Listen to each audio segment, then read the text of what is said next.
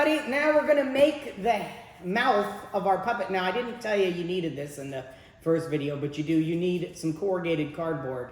And this is actually the flap from an Amazon box. So you can use any corrugated cardboard. That's the cardboard that has all these little air pockets and little triangles in between. Now, what we're gonna do is we're going to draw 2 lines in the cardboard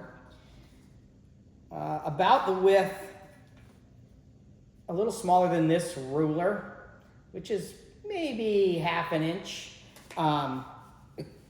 And then we're going to score those lines in the cardboard. So I'm just going to draw them here with a pencil. And then, you know, that was a little wide. I'm going to draw it a little smaller. Okay, then I take my utility knife. Parents, ask your mom or dad. He is in charge. I did yours, right? Yep, because I can't do it. And now I am going to cut this side. Okay, Vincent, will you fold that for me? Yes, sir. And so now on Vincent already did his, and you can see there's the scoring that was in there. And so now you have a mouth plate like this. And now we're actually going to cut this mouth plate to be rounded in just a second here. So the way you do that is you put it flat on the table. You put your hand, this is yours, put your hand on the mouth plate. You want to put about where the score mark is, you want to put it just below your knuckles.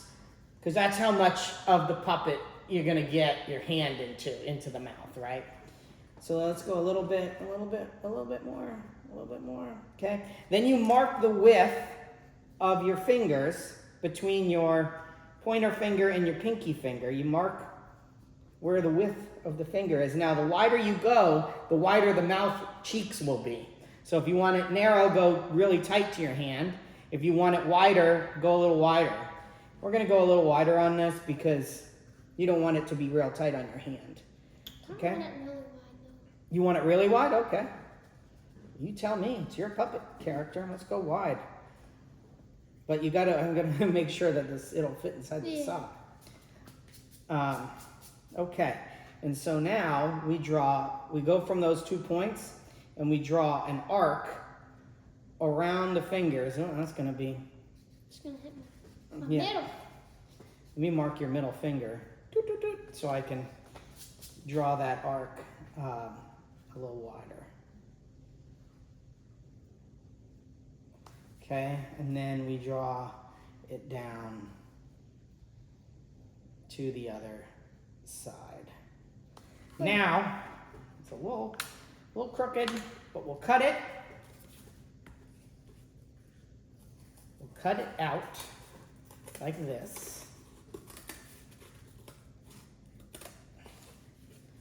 And then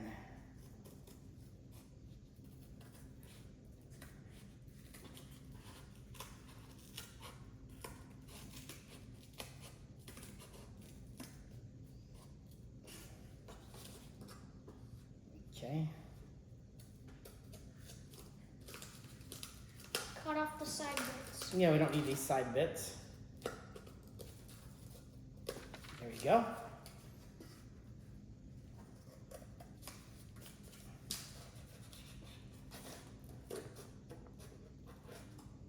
Okay, now you fold this over and basically draw this same shape on the opposite side.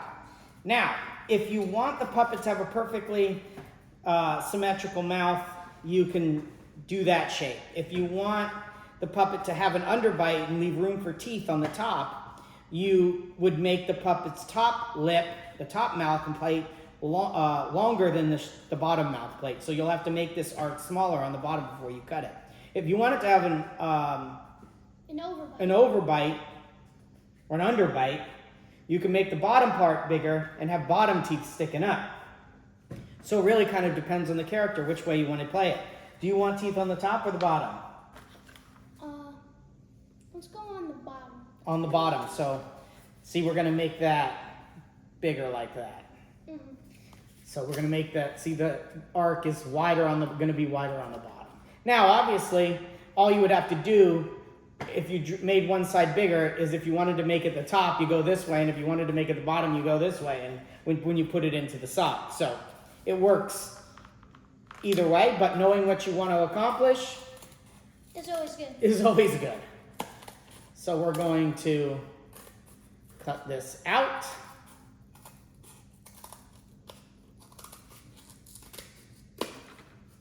Boom. And now, so there's the underbite, and there's the overbite. See? Okay, now we're going to take this, And shove it in the sock. put it in the sock. Next video.